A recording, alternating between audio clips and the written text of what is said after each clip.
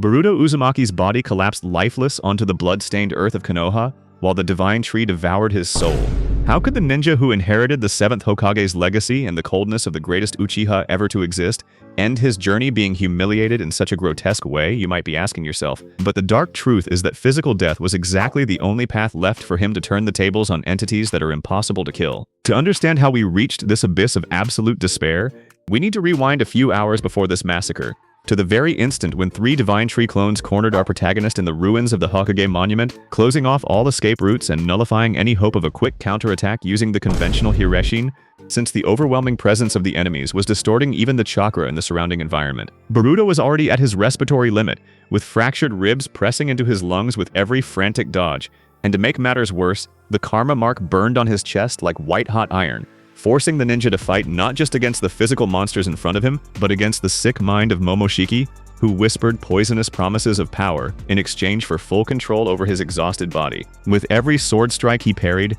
the weight of the world crushed his shoulders, reminding him every second that he was the last pillar of humanity's resistance. And it was exactly on this thin line between madness and genius that Boruto made a decision that would make even the legendary Minato Namikaze tremble with dread. A supreme sacrifice that would forever change the laws of life and death in the ninja world. When the clone with Sasuke's deformed features lunged for the killing blow with a dark Chidori cutting through the air, Boruto didn't retreat or try to dodge as basic battle logic dictated. He simply lowered his blade and concentrated all the remaining spiritual energy into a single hand seal, ignoring the sharp pain of the black electricity that pierced his left shoulder and melted his flesh. The boy's blood stained the ground and served as the perfect ink for a ritual forgotten by the ninja nations, a brutal reverse sealing that he had deciphered from the oldest and darkest scrolls of the underground, requiring the user to temporarily sacrifice their own heartbeat to tune their chakra frequency to the frozen and merciless dimension where reapers snatched human souls at the moment of final passage. Instead of jumping through space like the normal teleportation technique would,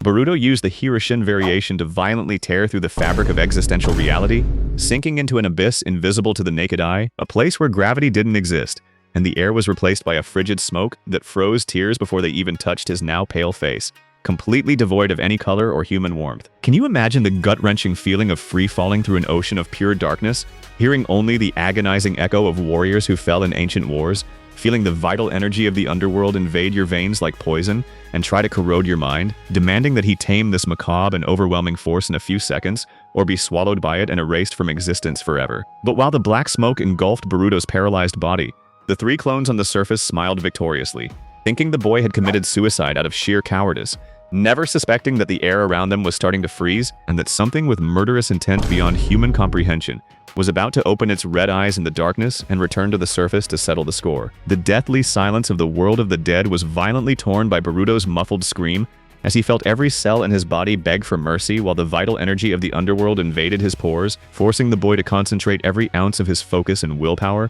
so the countless souls in torment wouldn't devour his sanity in a matter of seconds. You need to understand that the traditional Sage Mode absorbs energy from living, harmonious nature to create balance, but what Boruto was doing went against all the sacred laws of ninja creation, sucking into himself the destructive essence of pure grief and ancestral rancor, shaping a black and absolute chakra that began to overflow from his eyes and redraw his karma marks with an intensely ghostly coloration. On the surface of the completely destroyed Leaf Village, the 3 Divine Tree clones were already turning their backs on the pool of blood that remained from the tense combat, preparing their nefarious claws to march relentlessly toward the underground shelter where the civilians were hiding, certain that the greatest threat to their sinister evolution had been eliminated forever by his own weakness and complete exhaustion. It was exactly in this instant of false and fleeting victory that Konoha's sky completely lost its natural color, and a wave of cold so absurd swept across the battlefield in a heartbeat, causing even the almost indestructible wood of the Shinjus to start rotting instantly, clearly signaling that the gates of purgatory were being kicked wide open right in the middle of that earthly hell. A black-as-pitch dimensional rift opened in the air,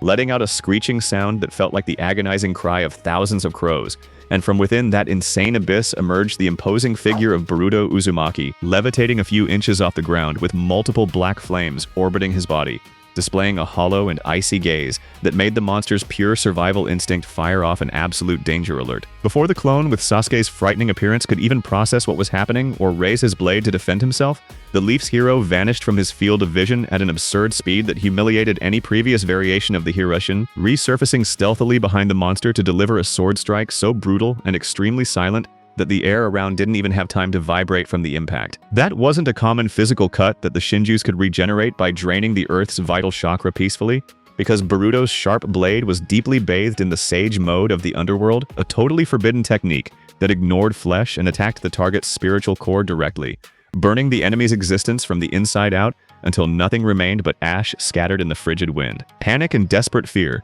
emotions those pure, soulless aberrations hadn't known until that exact moment, took over the other two clones when they saw their strongest and most skilled companion erased from reality in a single second, forcing both to retreat desperately in a pathetic and useless attempt to escape the divine fury that was now walking slowly toward them with the sword dripping pure dread. Without showing a single hint of excessive physical effort or any shred of mercy for others' suffering, the hero extended his left hand toward the two cowardly fugitives and closed his fist with frightening violence, causing roots of pure ghostly chakra to sprout from the fabric of space itself to impale the monsters ruthlessly, draining all of their vital energy in a quick fraction of a second. The surreal and bloody massacre took less than a minute to conclude, but the extremely high price for using a power rejected by the natural laws of life and death started to collect its bill immediately, making Boruto spit up an alarming amount of dark blood while his own soul screamed in pain, clearly warning that his human body would withstand this transformation for an agonizingly short time before turning to lifeless dust. Ignoring the paralyzing pain running through his veins and keeping his sick focus on ending this great ninja war once and for all,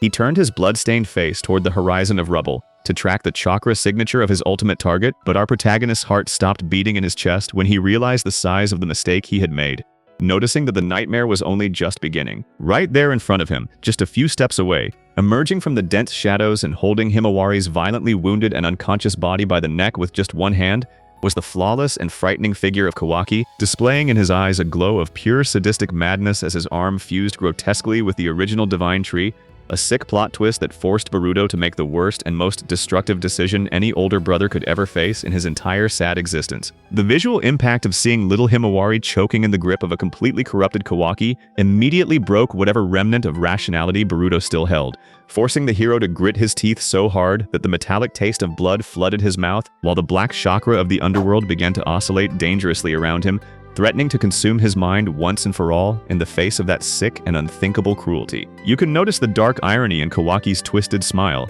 as he claimed that the divine tree was no longer an external threat, but his new absolute armor, declaring with sick and repulsive pride that absorbing his own adoptive sister's vital energy was the only logical path to evolve his power, ensuring he could finally wipe the Otsutsuki clan from history, justifying his macabre act as a cruel but absolutely necessary sacrifice for eternal peace. Despair took over the battlefield when Boruto realized that any direct attack, no matter how fast, would be completely useless against Kawaki's divine and amplified perception, understanding in an agonizing fraction of a second that if he used the blade bathed in the energy of death to cut the enemy's arm, the relentless lethality of the blow would instantly spread to his little sister's fragile body, turning the poor girl into dust before she could even breathe a sigh of relief. Without showing the slightest hesitation in the face of impending death, and contradicting every biological survival instinct that was screaming desperately in his mind, Boruto simply loosened his fingers and let his sacred sword fall to the ground with a dull thud, raising both blood-stained hands in a very clear signal of absolute surrender.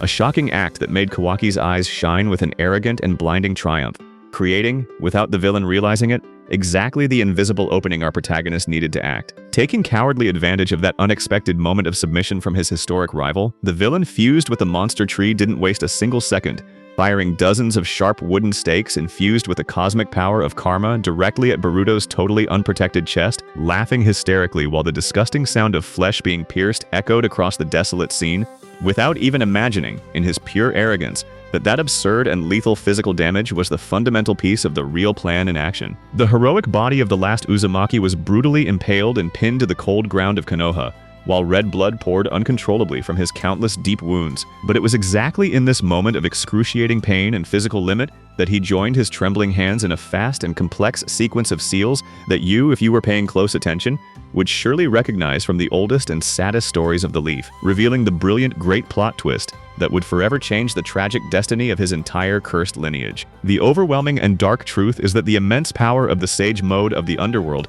never had the initial purpose of being used as a hand-to-hand combat weapon, because its real and frightening function was to serve solely as the perfect spiritual bridge to summon the most feared entity in all dimensions, using the very macabre essence of death accumulated in Boruto's body as an irresistible magnet, drawing the overwhelming presence of the Soul Reaper directly into the epicenter of this hellish battlefield. The frigid air around completely froze when the gigantic, pale, and demonic figure of the Shinigami materialized behind Boruto, tearing through the fabric of the dimension itself with its teeth brutally. And this time the divine entity wasn't just hungry as reported in the ancient legends of the third Hokage. It was completely crazed and strengthened by the black and nefarious energy emanating from the boy's body, extending its long, ghostly arms at a dizzying speed impossible to track with limited human eyes. Long before Kawaki could process the absolute and paralyzing horror unfolding before him, or even release Himawari's neck to attempt a desperate and useless escape, the Reaper's cold and merciless hands pierced Boruto's bloodied chest and plunged deeply into the villain's corrupted soul, grabbing not only Kawaki's human vital essence with a punitive and supernatural force,